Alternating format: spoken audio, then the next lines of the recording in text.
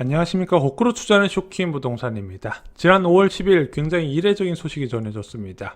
3월 통화량이 4.1조 원 감소했는데 이게 3년 6개월 만에 일어난 일이라고 합니다. 한국은행에서 10일 날 공개한 통화 및 유동성 통계에서 나왔던 내용인데요. 0.1%로 전월 대비 감소했다는 거죠. 어떤 거 기준으로? 광의 통화량 M2 기준으로요. 이거 부동산 시장에 굉장히 큰 의미가 있습니다. 영상 전에 구독 부탁드리겠습니다.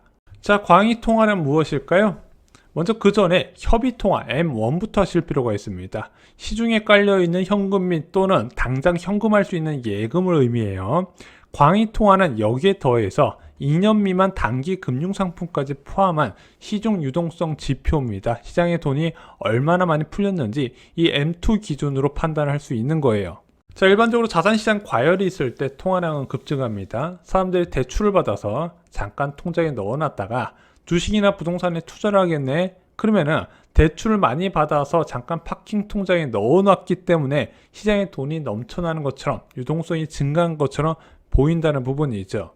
그래서 M2 통화량은요, 코로나 사태 이후에 급증을 하게 됩니다. 왜? 이 이후에 화폐가치 부신 이후로 레버리지 투자 열풍이 불었기 때문이죠. 그래서 워낙 가계대출 증가세, 통화량 증가가 높게 일어나다 보니까 한국은행에서 빠른 금리 인상으로 대응을 했습니다. 처음에 금리를 올렸을 때는요, 지금처럼 물가 불안 이슈가 아니라 금융 불균형 방지 목적으로 올렸던 것도 바로 이 유동성 지표를 확인하고 접근을 했다는 겁니다.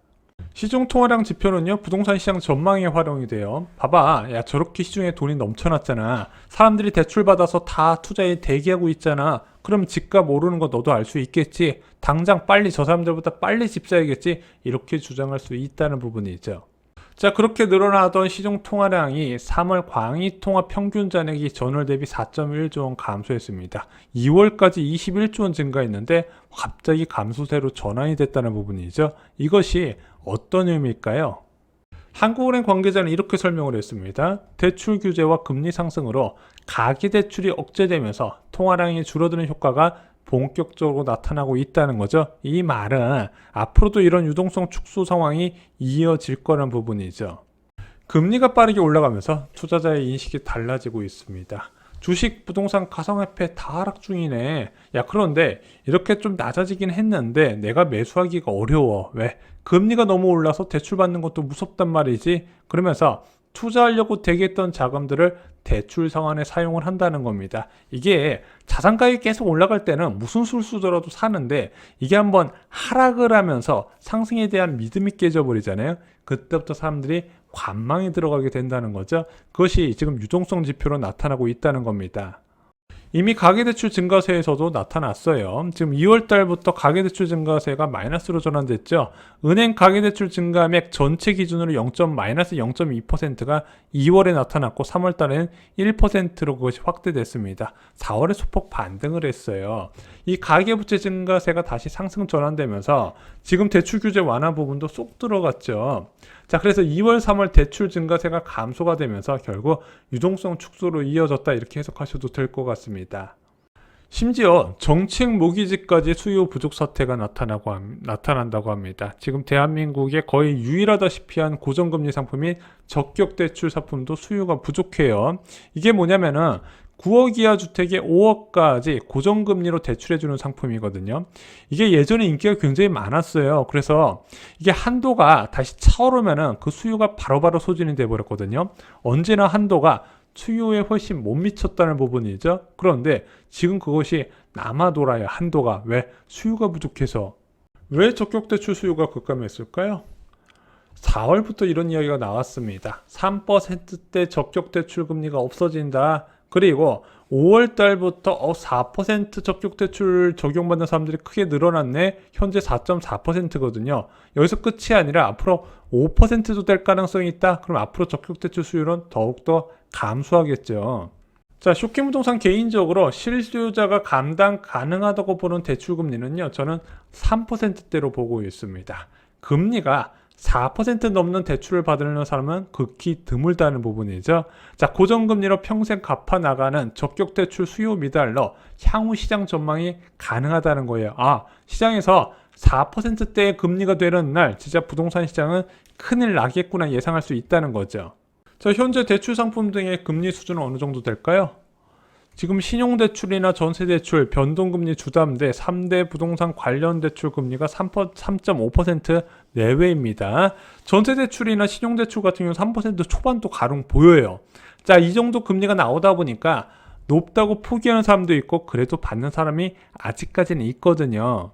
근데 제가 볼 때는 이것도 딱 7월까지입니다. 지금 5월달과 7월달에 기준금리 인상 유력하죠. 그럼 기준금리가 2%가 될 겁니다. 예금금리가 2.5%가 되고요. 여기에 전세자금 대출 금리와 신용대출 그리고 주택담보대출 금리가 추가적으로 상승하게 되겠죠.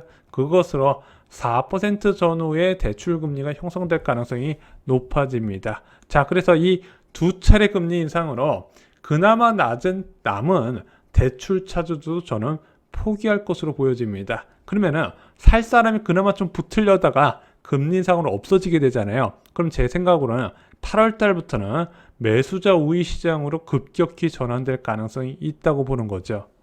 팔아야 하는 매물이 증가하는데 수요자가 없다. 이거 매도자 입장에서는 이것만큼 무서운 것이 없습니다. 물론 이렇게 생각하실 수 있어요.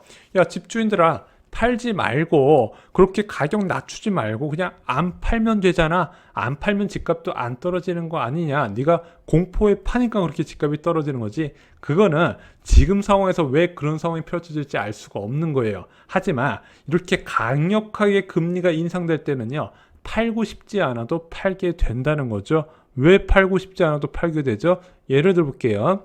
여러분들의 가진 집 전세 가격이 3억 떨어졌다고 생각해 보시면 아주 간단합니다. 그럼 매물이 수도권 전체적으로 크게 늘어난다는 부분이죠. 금리가 올라갔을 때 부동산 가격이 하락하는 원리는 바로 이런 전세 가격 하락했다는 매물 증가, 반대로 수요 감소 부분입니다. 자, 이렇게 집값이 하락할 가능성이 높아졌을 때 여러분들이 할 수 있는 방안 두 가지가 있습니다. 아까 말씀드린 대로 기존 주택이 크게 하락했을 때 기회를 잡고 기존 주택을 사는 방법이 있고요. 또 하나는 자, 이런 급락 상황에서도 분명히 큰 이득을 볼 수 있는 청약을 받는 부분입니다. 저희 슈킹 부동산에서 그와 관련된 신간이 나왔습니다. 긴축 상황에서도 존재하는 로또 분양을 저희가 잡는 방법을 말씀드리는 거죠. 공급 정보 말씀드리는데 정말로 많아요. 그리고 이런 공급에 당첨되는 꿀팁까지 제가 총정리를 해드렸습니다. 여러분들 청약으로 인생이 달라질 수 있다는 거 주변 상황을 보면서 많이 아셨을 겁니다. 여러분들도 바꿔질 수 있습니다. 이상으로 영상 마치겠습니다. 좋아요, 구독, 공유 꼭 부탁드리겠습니다. 감사합니다.